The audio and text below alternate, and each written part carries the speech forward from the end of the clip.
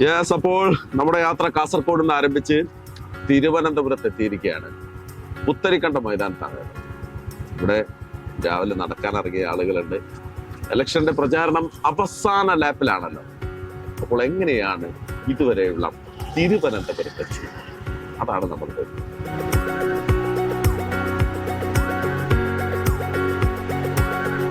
ഒരു യാത്രയല്ല, കാസർഗോഡ് മുതൽ തിരുവനന്തപുരം വരെ.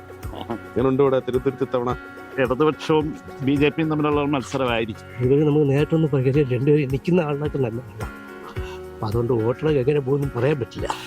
പക്ഷെ കഴിവുള്ളൂ ജയിക്കും. ഇലക്ഷനോടല്ലല്ലോ ഇപ്പോൾ ആൾക്കാർക്ക് താല്പര്യം. വേറെ മറ്റു ചില നേരിടുന്ന പ്രശ്നങ്ങളല്ലേ ഈ മീഡിയ ചർച്ച ചെയ്യുന്നത്. അപ്പോൾ ഇലക്ഷന്റെ ചൂട് അങ്ങോട്ട് മാറി. കേരള ജനത അത്രയും ആലോചിച്ച് മനസ്സിലാക്കി അതിനനുസരിച്ചിട്ടുള്ള പ്രവർത്തിക്കുള്ളൂ. എല്ലാ വശങ്ങളും നമ്മൾ അങ്ങ് ആലോചിക്കും തീർച്ചയായിട്ടും. പ്രത്യേകിച്ച് മലയാളികളായ നമ്മൾ യുവാക്കളുടെ മനസ്സൊക്കെ എന്താണ്? ഇത് ചേഞ്ച് വേണം. ഡെവലപ്മെന്റ് എന്ന് പറയുന്നത് അങ്ങനെ ഇല്ലല്ലോ. ഇൻഡസ്ട്രിയലൈസേഷൻ ഇല്ല.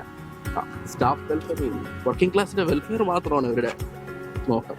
അത് അങ്ങനെ അല്ലല്ലോ. ഇപ്പം വരും, ഓട്ടൊക്കെ ചോദിച്ചൊക്കെ വരും പോലെ തന്നെയാണ്. അത് കഴിഞ്ഞിട്ട് അവർ അങ്ങനെ തന്നെ പെരുമാറുന്നത്. അത് നമ്മളെ മാറ്റി നിർത്തരുത്. വോട്ട് ചോദിക്കാൻ വന്ന അതേ മുഖത്തോടു കൂടി തന്നെ, എന്നാലേ നമുക്ക് പിന്നെയും ഒരു കാര്യം പോയി പറയാൻ തോന്നുള്ളൂ.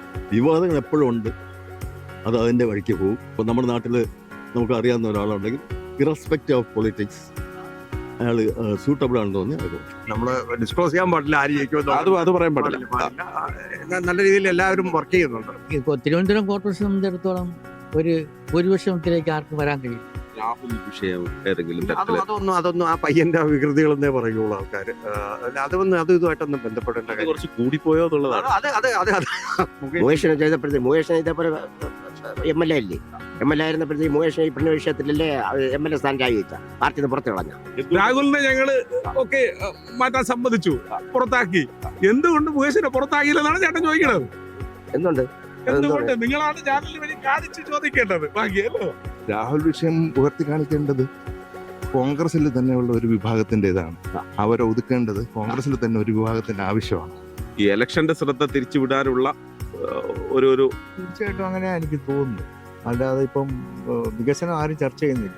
ഇത്രയും സ്വർണ്ണമൊക്കെ അടിച്ച് മാറ്റുമെന്ന് വെച്ചാൽ എന്ത് നിസ്സാര കാര്യം. അയ്യപ്പന്റെ വിഗ്രഹം കൂടെ അടിച്ച് മാറ്റിക്കൊണ്ട് പോയാൽ ഇതെങ്ങനെയാണ്? ഇത്തവണ എങ്ങനെ വോട്ടായി വരും? ചിലപ്പം വരും, പറയാൻ പറ്റത്തില്ല. പ്രധാന വിഷയം തിരുവനന്തപുരത്തിനെ സംബന്ധിച്ചിടത്തോളം എന്ത് ചെറിയൊരു മഴ പെയ്താലും തമ്പാനൂര് നിറയും. പിന്നെ ബോട്ടയിൽ കൂടെയാണ് യാത്ര.